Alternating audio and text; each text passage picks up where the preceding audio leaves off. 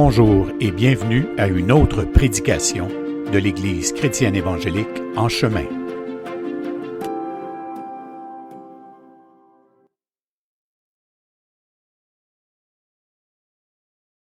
Donc, si vous voulez tourner dans Romains chapitre 5, un petit peu trop fort ça, Romains chapitre 5, versets 1 à 5.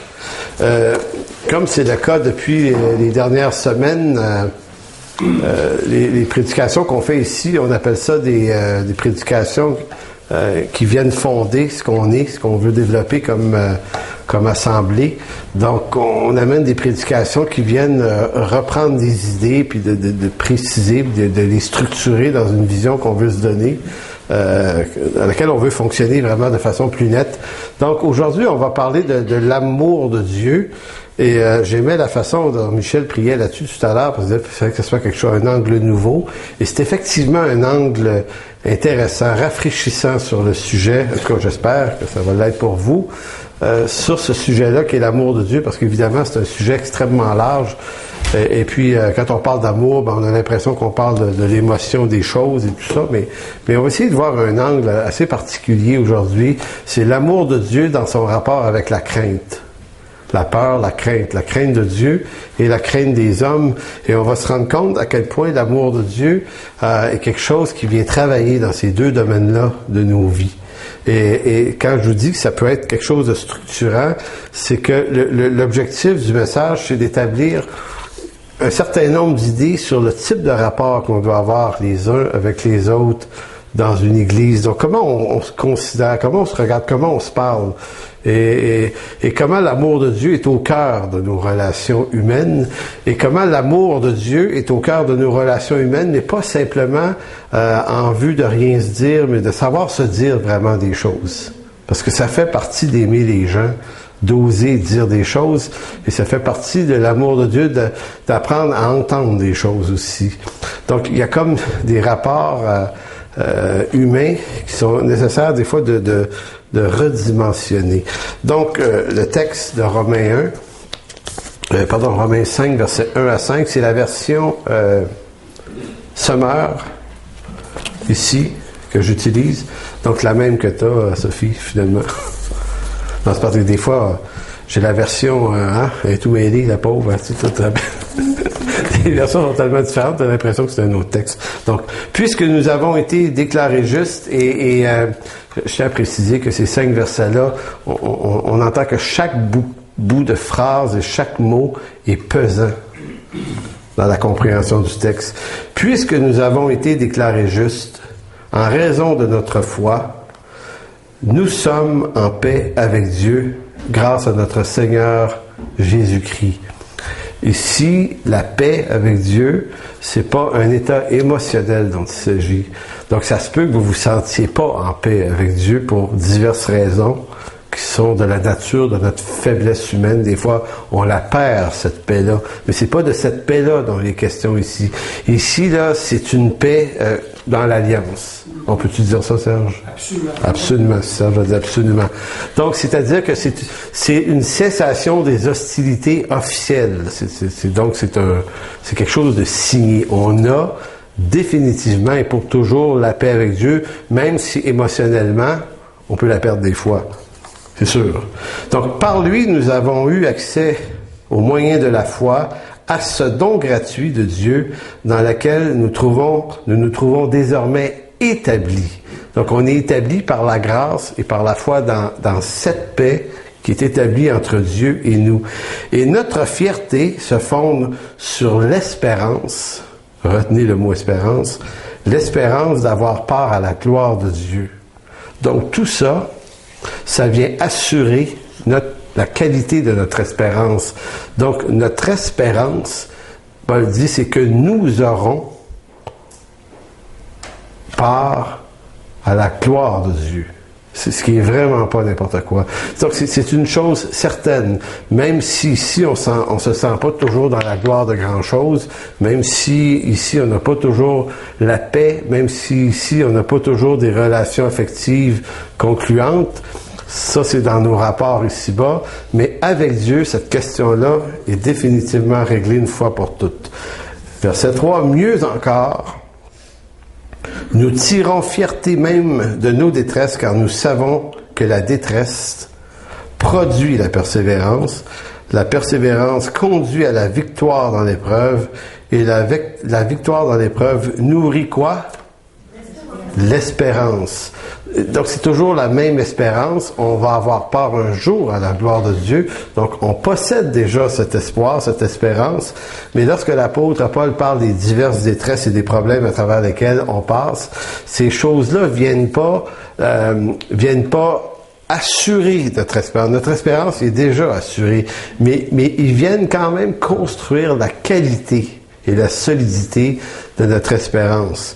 Moi, j'ai longtemps pensé que ce texte-là était un texte, une espèce de processus, comme si au verset 1 nous parle qu'on a accès par la grâce de Dieu à cette paix, puis là, si on réussit bien là-dedans, après ça, on passe à travers d'autres étapes, et puis arrivent des moments de détresse qui, elles, nous amènent à apprendre à persévérer, puis si on arrive à graduer dans cette espèce de processus-là, on finit par comprendre l'amour de Dieu, et je découvrais dernièrement que c'est pas un processus, c'est un bloc d'idées, tout vient ensemble. Donc, la persévérance conduit à la victoire dans l'épreuve, et la victoire dans l'épreuve nourrit l'espérance.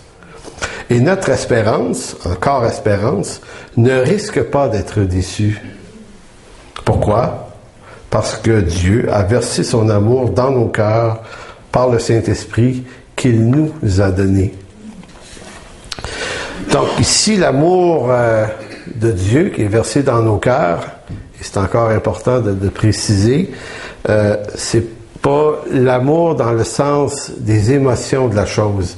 Ça exclut pas les émotions de la chose. Si Dieu, par son esprit, veut nous bénir en nous visitant, ce qui peut être une joie extraordinaire de ressentir l'amour, et on a besoin de ces moments-là, comme un père qui n'a pas toujours son enfant dans ses bras, mais qui des fois va le prendre dans ses bras, et ça, c'est pas pareil. Une proximité. Donc, on a un Père qui s'appelle Dieu et qui peut faire ça pour nous rassurer. Mais c'est pas ce que Paul essaie de dire ici quand il dit que l'Esprit Saint, où Dieu a répandu ou versé dans nos cœurs son amour par le Saint-Esprit, c'est l'amour de Dieu au sens du don de la vie qui nous est donné par l'Esprit Saint. Et ça, on revoit ça à différents endroits dans l'Écriture, c'est que l'expression amour de Dieu est synonyme du don de Christ à la croix pour nos fautes. Dieu a tant aimé le monde qu'il a donné son Fils.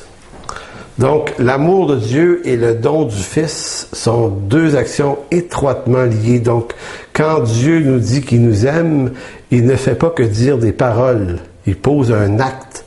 Il donne quelque chose. Son amour est prouvé par le don du Fils. C'est pour ça qu'ailleurs, dans l'Écriture, il est écrit qu'il n'y a pas de plus grand amour que de donner sa vie pour ses amis aussi. Donc, ici, c'est le concept qui structure notre compréhension de l'amour de Dieu. On voit aussi dans la lettre de Paul à Tite, au chapitre 3, que la régénération est celle du Saint-Esprit. Donc, pour Paul, c'est très important de toujours lier la nouvelle naissance, la nouvelle vie, elle est opérée par l'Esprit Saint en nous. Donc, cette nouvelle sorte de vie nous vient du Saint-Esprit. Et ça s'appelle l'expression de l'amour de Dieu pour nous. Vous voyez l'idée? Dieu, ici dans le texte, est la raison de notre persévérance et non l'épreuve. Vous avez remarqué? Il dit, nous tirons même fierté de nos détresses, car nous savons que la détresse produit la persévérance, et la persévérance conduit à la victoire dans l'épreuve, et on pourrait avoir faussement l'idée que on doit persévérer dans les épreuves et les détresses. Et je sais qu'on se le dit comme ça, normalement, mais c'est pas ce que Paul est en train nécessairement de dire. On ne persévère pas dans l'épreuve, on persévère avec Dieu. Malgré les épreuves. Il y a une distance entre les deux idées quand même. Pas l'apôtre, mais Job a persévéré avec Dieu. Si Job n'avait pas Dieu dans sa vie, il n'y a pas de persévérance, il n'y a rien à vivre dans l'épreuve. c'est que ça aurait été juste un emmerde, ce qui lui arrivait. Tu sais, la perte de ses enfants, de ses biens, de tout ça. Il n'y a rien d'heureux, il n'y a rien de joyeux. Il n'y a rien de pédagogique tout à fait dans ça. Mais là où ça devient pédagogique, c'est que Dieu fait partie de nos vies et il connaît l'épreuve, il la commande cette épreuve sur nos vies, donc c'est avec lui qu'on persévère malgré l'épreuve et c'est pour ça qu'on persévère avec lui dans l'épreuve à cause de l'espérance de la gloire de Dieu. C'est un peu comme si on disait malgré l'épreuve, malgré les difficultés qu'on traverse et quelle que soit la nature du problème dans lequel on se trouve, notre espoir, notre espérance est jamais modifié. C'est la gloire de Dieu de toute façon qui nous attend.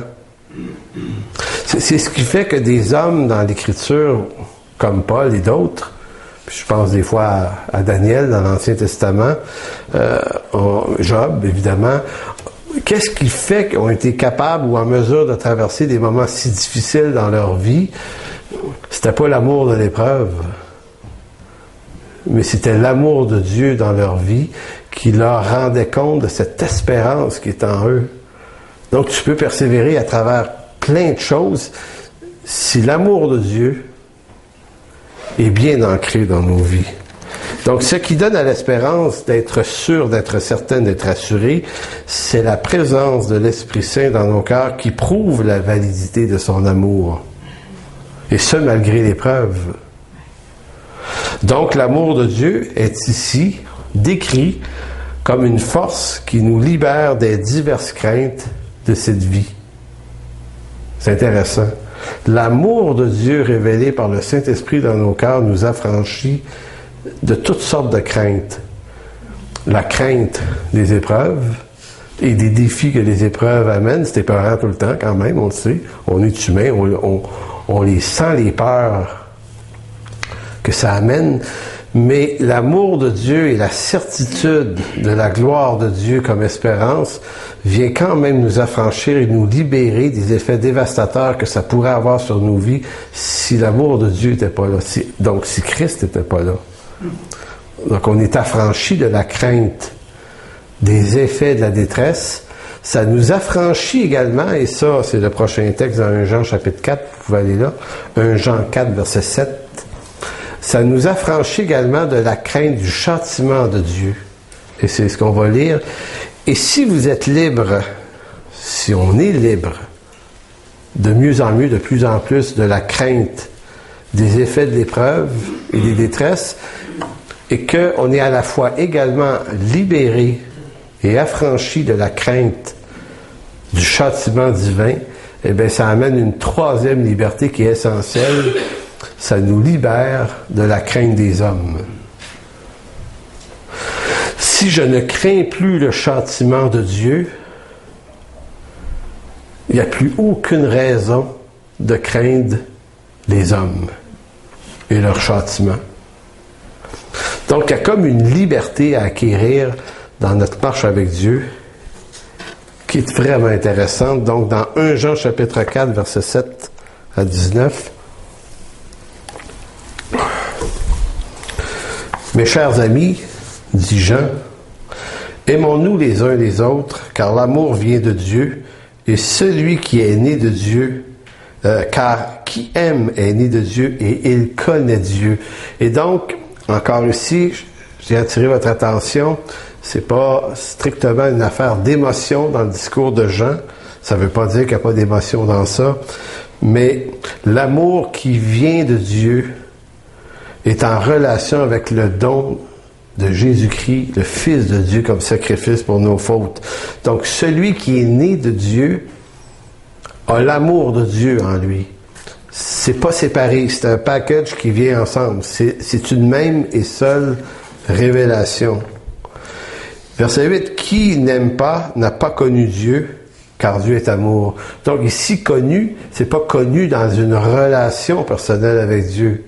C'est connu au sens d'avoir été connu, sauvé, lui appartenir. Voici comment Dieu a démontré qu'il nous aime.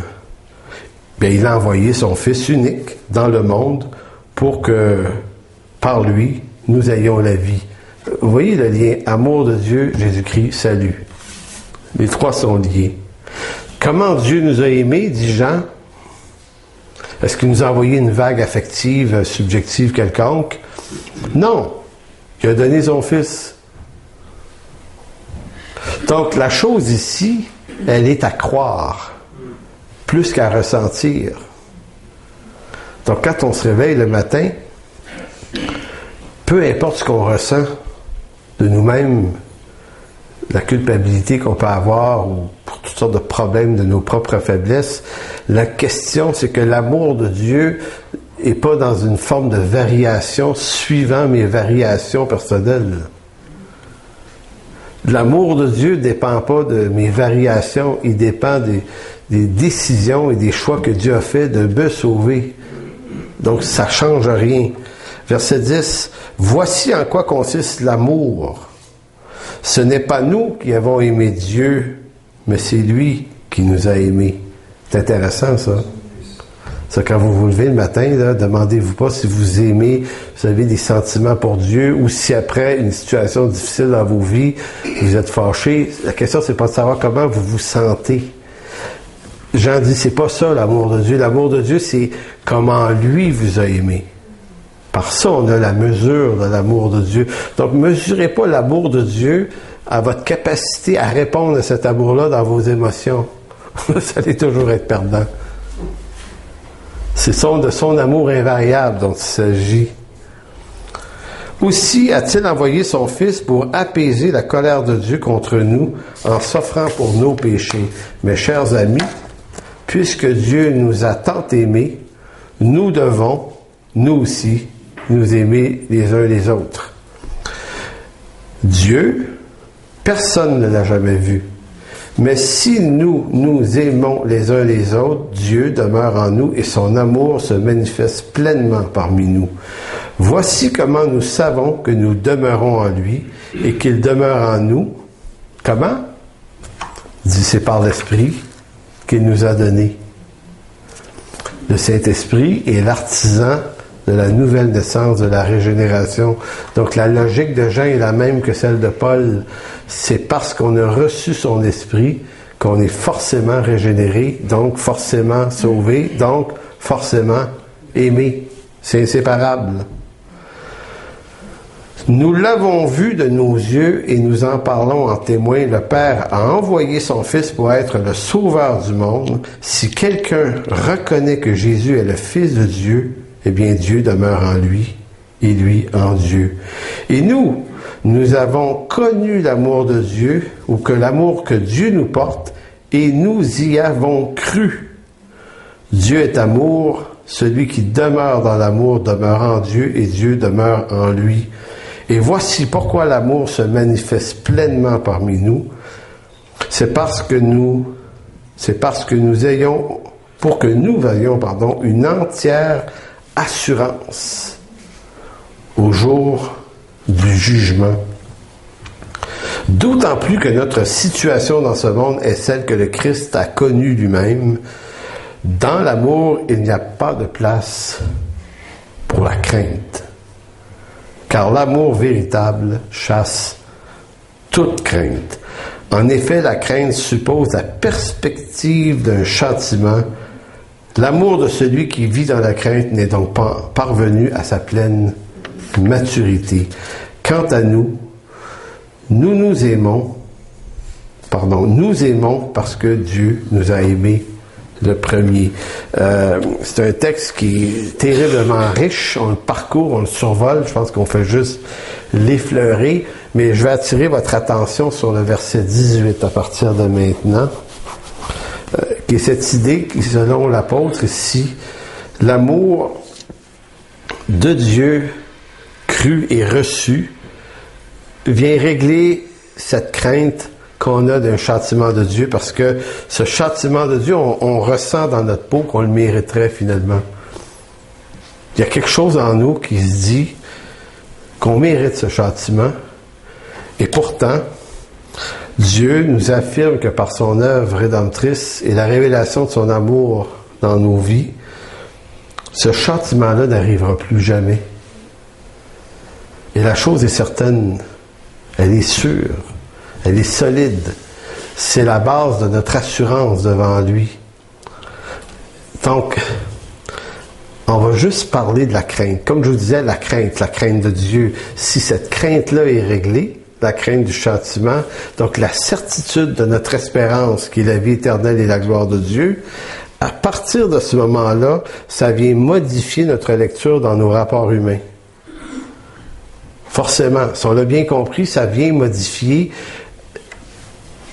le fait que l'épreuve dans laquelle Dieu nous amène, que ce soit la maladie ou autre chose, il y a quelque chose dans ça qui nous rappelle, néanmoins, que cette chose-là qui m'arrive n'est pas la finalité. La finalité, elle est déjà résolue par Dieu. C'est la gloire de Dieu. Donc, c'est comme si l'événement perd de son importance. Il disparaît pas, il est là, mais je persévère avec Dieu dans cette situation-là parce que Dieu l'a évidemment permis puisqu'elle est là. Mais cette situation-là n'affecte pas mon rapport à Dieu puisque mon rapport à Dieu ne s'établit plus sur la crainte que j'aurais d'un châtiment de sa part. Il y a comme quelque chose qui s'efface dans mon rapport avec Dieu. Donc, si ça s'efface dans mon rapport avec Dieu, ça s'efface aussi en partie, jamais parfaitement, mais dans mon rapport avec les événements aussi. Et si ça fait ça, ça s'efface forcément aussi dans mes rapports avec les gens. Ça vient modifier ma relation humaine et la crainte que je pourrais avoir des gens. Ici, là, j'entends là, de quelle façon on est des êtres affaiblis par toutes sortes de phénomènes qui fait qu'on cherche l'approbation des gens, des autorités. Ou plutôt que de vivre une relation saine et respectueuse avec l'autorité, on entre dans un rapport ou bien de confrontation ou bien de recherche d'approbation. Donc, on est coincé toujours dans un esclavage relationnel qui est absolument pas sain. Donc, on est délivré de la crainte du jugement de Dieu, et être délivré de cette crainte-là, ça nous délivre de la crainte des hommes. On pourrait faire le tour de beaucoup d'événements bibliques qui le montrent, mais à mon avis, Daniel, le prophète, est un des spécimens les plus riches qui nous montre ça. Il n'a pas peur d'être mis dans une fosse au lion. Il n'a pas peur d'être dans une fournaise ardente. C'est très épeurant tout ça, là. C'est complètement épeurant. Mais il affronte ces événements-là. Mais qu'est-ce qui est son fondement qui fait qu'il se dit, on va y aller. Pourquoi il se dit, puis quand il va dans la fosse au lion, il dit au roi Darius, il dit, écoute, l'Éternel que je sers va peut-être me délivrer de la bouche des lions. Puis il dit, mais peut-être pas. C'est comme Daniel, c'est pas grave, sa crainte est plus dans la crainte de ces choses-là. Si son problème de crainte, il est tellement sûr, Daniel, d'entrer dans la gloire de Dieu, quoi qu'il arrive, qu'il se dit, que je meure d'un accident, que je meure d'une maladie ou que je meure bouffé par un lion, je meurs pareil, je rentre dans la gloire de Dieu. Je sais que ça a l'air grotesque de le dire comme ça, mais c'est ce type d'assurance-là que l'amour et la certitude de notre relation avec Dieu vient régler. On voit bien que Daniel est sûr de Dieu. Il est sûr. Il n'est pas juste sûr que Dieu existe, là. Il est d'autant plus sûr que ce Dieu qui existe, il va le rencontrer dans un rapport de grâce, dans un pardon parfait. Et vous revoyez ça chez les apôtres.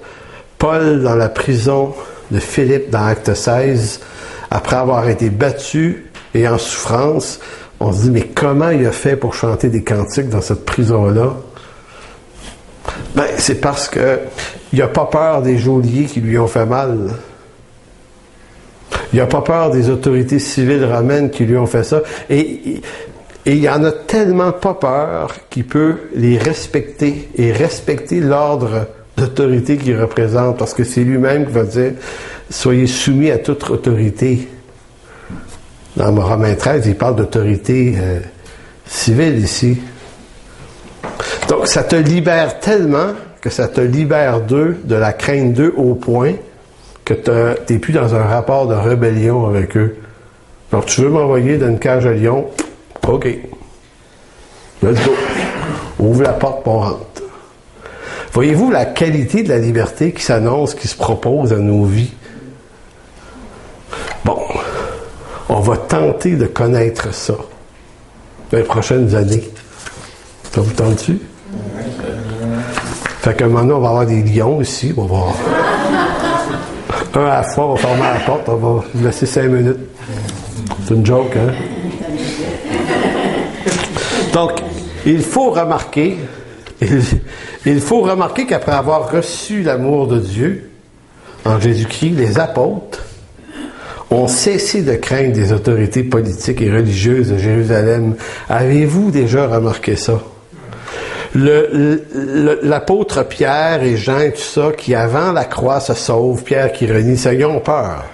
C'est-tu normal d'avoir peur? Ben oui, c'est normal d'avoir peur. Parce que Jérusalem, là, puis dans ce milieu-là, en plus, là, c'est tissé serré. Si on te voyait avec Jésus, là, tu vas être chassé des synagogues. Souvenez-vous, là, le miracle de Jésus, là, dans Jean 9, il guérit l'aveugle, et puis ses parents du gars devraient se réjouir que le gars, il voit. C'est extraordinaire. Il vient Et là, ils ont de la misère à témoigner.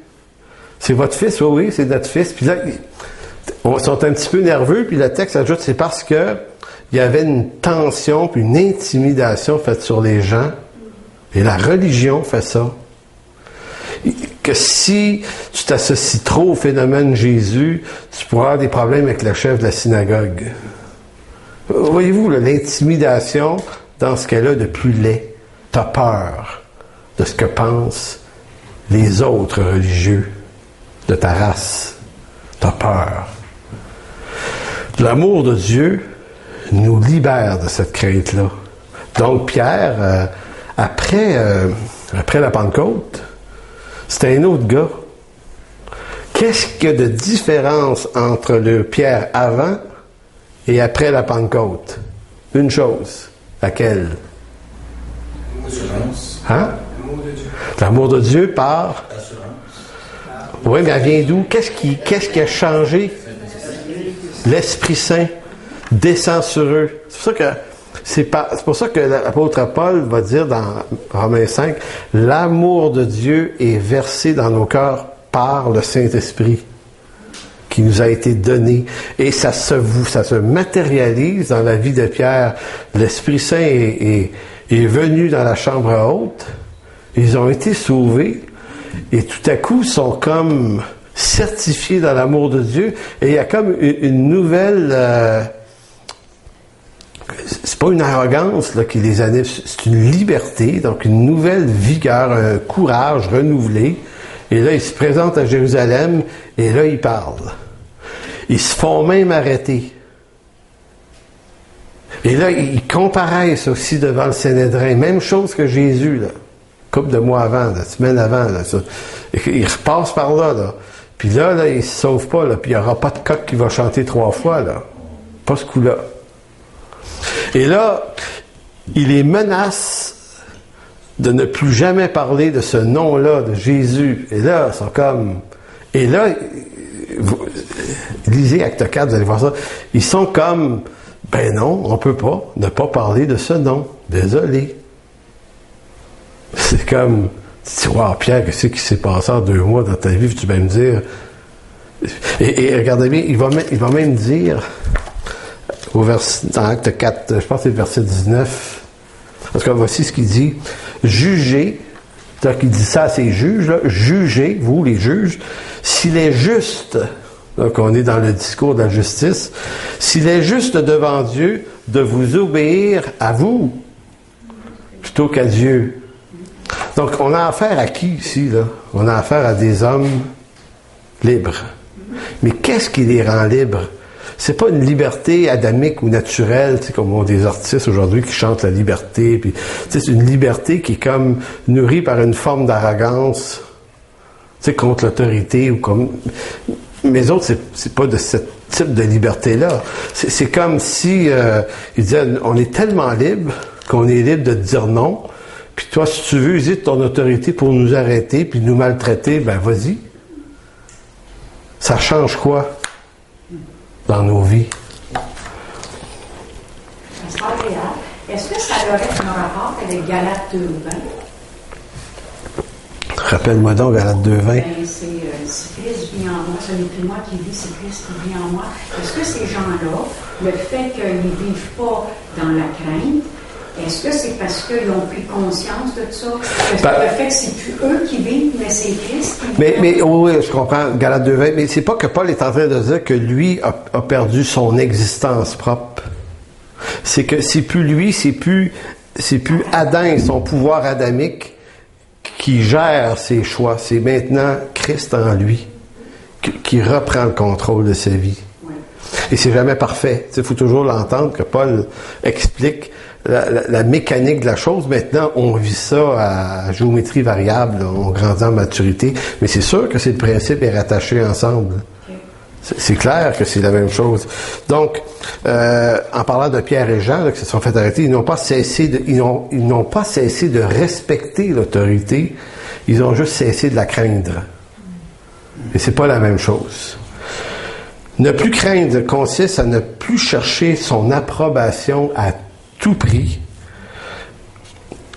au prix même du renoncement à la vérité. Donc, la vérité devient supérieure aux relations avec l'autorité ou avec n'importe qui. Donc, c'est la vérité qui devient le terrain fertile de mes relations avec les gens. Sinon, si j'ai peur d'eux, puis je veux leur approbation, je vais être dans un match, une game, une stratégie, un jeu d'impression, une séduction. Il n'y a rien de vrai ou il n'y a rien de totalement vrai dans ça. Puisque nous parlons à Dieu avec assurance, une assurance qui ne repose non plus sur ma condition de pécheur, mais sur ma condition de racheté. Vous voyez, je parle à Dieu. Quand je parle à Dieu, je ne lui parle pas en fonction de ma condition de pécheur, mais je lui parle en fonction de ma condition de racheté. C'est ça mon nouveau rapport à Dieu. J'ai la paix avec lui. Donc, si j'ai la paix et que mon péché dans ma relation éternelle avec lui ne compte plus, je lui parle dans ma fonction de justifié. Non pas que je sois juste par moi-même, mais j'ai été déclaré comme tel. Donc, c'est la même chose avec les hommes. Si j'ai cette assurance de ma liberté, par l'amour de Dieu, je ne suis pas dérangé par ce qu'ils pensent de moi. Ça vient de tomber en poussière à terre, ce que les gens pensent de moi. Qu'ils me donnent ou non leur approbation, ça goûte à rien. Qu'ils me la donnent ou qu'ils me la donnent pas, c'est plus le point. Un amour qui libère de la crainte de Dieu, donc, nous libère de la crainte des hommes.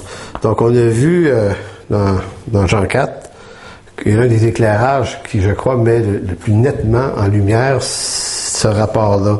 Donc, 2 esclavages dont l'amour nous libère, je relis rapidement. Donc, si vous êtes pleinement habité de l'amour de Dieu, alors vous n'avez plus peur d'être jugé par Dieu, et donc, vous n'avez plus peur d'être jugé par les hommes non plus. Vous êtes libre de prendre des décisions sans obtenir l'approbation d'une personne en autorité à qui vous voudriez normalement plaire. Vous n'avez plus besoin de ça. Sinon, ou si oui, vous seriez encore esclave. C'est ça que ça voudrait dire. Mais si vous en êtes libre, vous prenez une décision qui repose sur la vérité. La fausse soumission et le faux respect de l'autorité cachent une ignorance au fond de l'amour de Dieu. C'est ça que ça cache. Et conduit dans une rébellion sourde parce qu'elle n'est pas vécue dans la vraie liberté que procure la grâce et l'amour de Dieu. Donc, une soumission qui n'est pas honorable et respectable en fonction d'une vraie liberté cache une rébellion qui va ressortir d'une façon ou d'une autre, un jour ou l'autre. On se soumet ici en vue d'obtenir ou en vue de ne pas perdre. Fausse soumission. La vraie soumission ne s'inscrit pas dans un rapport de contrainte et de peur, mais dans un exercice ou dans l'exercice d'une pleine liberté qui nous vient de Jésus-Christ seul. Ça, c'est le rapport à Dieu. La crainte des hommes, elle, c'est vivre de manière à ne jamais déplaire aux hommes ou à toute personne en autorité par crainte de rejet, et ce même si je crois que ce que je vois est juste. Si j'ai la crainte des hommes, je vais avoir la crainte de l'affirmer. Faire comme tout le monde, donc, le mimétisme. Décider de décider comme tout le monde, c'est une autre forme d'esclavage. Pourquoi? Parce qu'il y a un confort dans cet esclavage-là. Un esclave s'entend bien avec d'autres esclaves. Le meilleur ami d'un esclave, c'est d'autres esclaves. C'est comme ça. Parce qu'on partage les mêmes liens. Autrement dit, je ne suis pas capable d'assumer une relation juste et normale avec les gens dans la mesure où je ne suis pas libre de pouvoir affirmer ce qui me semble juste, sans contrainte, sans peur. Mais sans contrainte, sans peur, mais sans arrogance non plus. Elle ne s'impose pas. L'opinion que j'ai, elle se croit. Donc, je vous disais que je voulais que ça soit fondateur. Puis je veux conclure sur une idée ici ce matin. Dans nos églises, on a des pasteurs, on va avoir des anciens, on va installer des structures qui sont bibliquement nécessaires, qui sont affirmées, accordées, voulues par l'Écriture. Et il va falloir apprendre à les vivre dans la vraie liberté. Parce que sinon, on va encore passer à côté de quelque chose de très, très précieux. Donc, parce qu'il est souhaitable que l'amour de Dieu, mais l'amour de Dieu biblique, soit un des éléments fondateurs de notre communauté, nous agirons entre nous selon la crainte des hommes? Non. Mais comme des affranchis de la crainte des hommes, mais comme rachetés qui ne craignons plus le jugement de Dieu, mais qui gardons une crainte de Dieu quand même, mais qui n'est pas la crainte d'un châtiment, mais qui est une crainte respectueuse envers la volonté de Dieu. Ça devient l'élément central de nos vies. On craint Dieu dans cet angle-là, oui, mais on ne craint pas Dieu sous l'angle du châtiment. Donc, en ne se craignant plus les uns les autres, vous savez, on rentre dans une espèce de dialogue honnête, juste, vrai.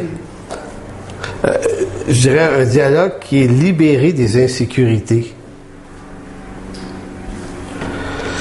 Donc, le vrai respect que nous devons les uns envers les autres ne doit pas relever de la crainte ni du besoin d'approbation, mais de la vraie liberté en Christ qui nous vient d'une pleine connaissance de l'amour de Dieu et sur lequel sont fondées ou devraient être fondées la qualité et la nature de nos relations humaines saines.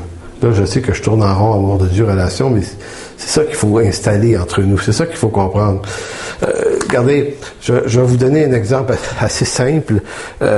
On a fait partie longtemps d'un ministère aux États-Unis où le pasteur là-bas, ou la façon que le pastorat nous était décrit là-bas, à Greater Grace, c'était les pasteurs, on est des oins de l'Éternel. Bon. Il y a un gros problème théologique avec ça. Mais il est énorme, le problème. D'abord parce que le concept du oint d'Éternel, c'est un concept qui appartient à l'Ancien Testament, au même titre que la fonction du prêtre et du sacrificateur dans l'Ancien Testament. Donc, dans l'Ancien Testament, il y avait 3 fonctions, dont ceux qui occupaient l'endroit où la fonction était des oints. Il y avait d'abord le prophète comme Moïse. Moïse est un oint de l'Éternel. Vous avez ensuite son frère Aaron et toute la descendance des prêtres qui sont des oints d'Éternel. Donc vous avez le prophète, ensuite vous avez le prêtre et le sacrificateur dans la même personne qui est un oint d'Éternel. Et vous en avez un troisième, lequel? Le roi. David est un oint de l'Éternel. Donc vous avez ces 3 offices-là qu'on appelle des offices oints de l'Éternel. Mais vers quoi elles pointent? Vers le Christ, le Messie. savez, si on reproche aux catholiques, par exemple, d'avoir récupéré la fonction de prêtre, de l'avoir réinstaurée dans leur théologie, qui fait que des prêtres à la messe vont s'habiller, vont reprendre une certaine partie du vêtement sacerdotal, on se dit, ben, ils n'ont pas compris quelque chose. Ils n'ont pas compris que ça s'était arrêté à Christ. Il est le grand prêtre sacrificateur. À partir de lui, on n'est plus dans ces fonctions-là. Pas vrai? Ouais. Donc, qu'est-ce qu'on en fait de l'onction du prêtre? Ben, on place le prêtre comme dans une classe un peu au-dessus du peuple. Moi, je me souviens, quand j'étais servant de messe, j'ai fait ça longtemps, avec mon frère d'ailleurs. On a fait de l'argent pas mal avec ça aussi. À 25 cents de la messe, c'était payant. Je me suis payé un bicycle, moi, avec ça. En tout cas, il y avait le prêtre, puis c'est pas grave, là, mais c'était juste que lui avait le droit de faire certaines fonctions pendant la messe, que moi, le servant de messe, je pouvais pas. Lui pouvait bénir l'eau, il y avait des choses. Et on disait, mais il y a juste le prêtre qui peut faire ça. Il pouvait recevoir la confession des péchés, lui pouvait recevoir ça. Donc, on lui attribuait un rôle qui fait qu'on lui accordait un respect dans un rôle qui n'est pas supposé d'avoir en réalité. C'est une usurpation. Maintenant, dites-moi la différence entre quelqu'un qui se dit prêtre et quelqu'un qui se proclame dans son pastorat un oint de l'Éternel. C'est la même erreur théologique.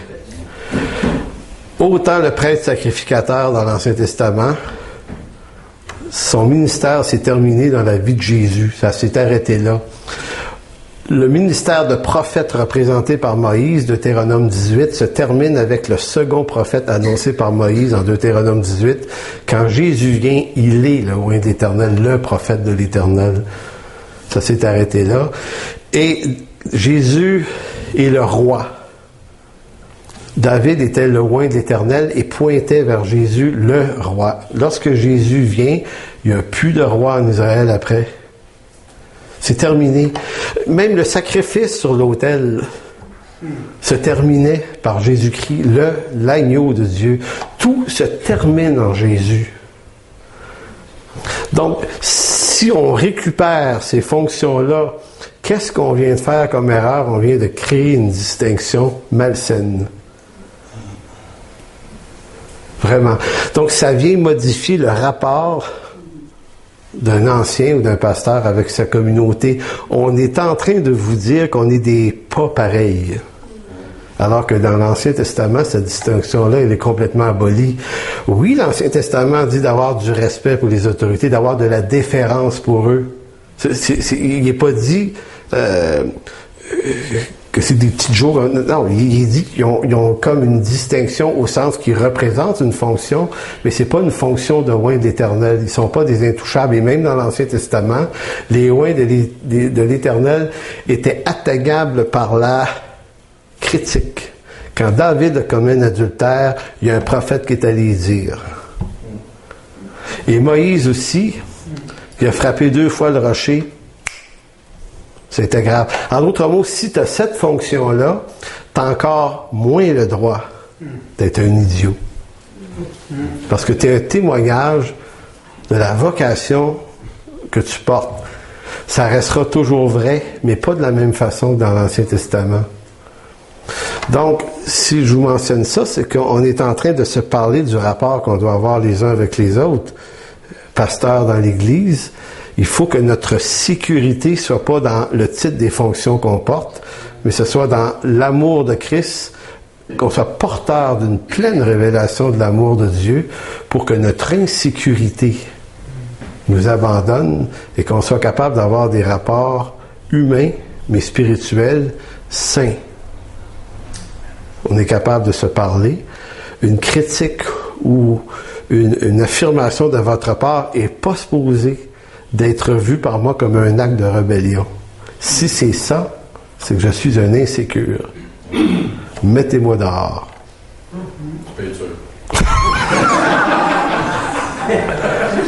va te sécuriser au pays.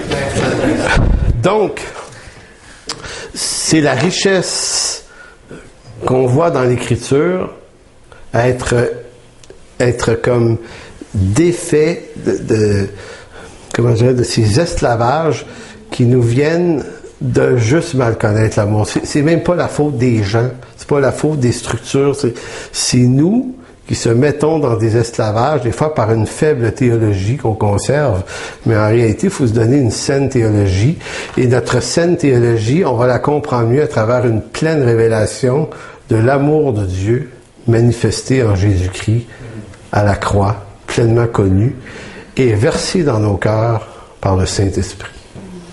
Amen. On va procéder à la Sainte Seine, oui, maintenant? OK. Et je vais juste prier pour terminer cette prédication. Alors, merci Père. Merci Père de bénir ta parole aujourd'hui. Et Seigneur, cette révélation-là qu'on veut de toi de plus en plus, et pour chacun de nous ici aujourd'hui, c'est une pleine révélation de ton amour. On ne veut pas être meilleur que personne. C'est pas là notre ambition. On veut pas être plus grand, plus gros, plus fort. On veut que ce que tu nous amènes à être, ce soit une pleine révélation, Seigneur, de tes richesses à toi, fondées dans nos cœurs, et par cet amour qu'on puisse développer des rapports, des relations. C'est une grande richesse, à cause de ton nom, Seigneur. Merci, mon Dieu. Amen. Pour toute information, n'hésitez pas à communiquer avec nous à info@église-en-chemin.com.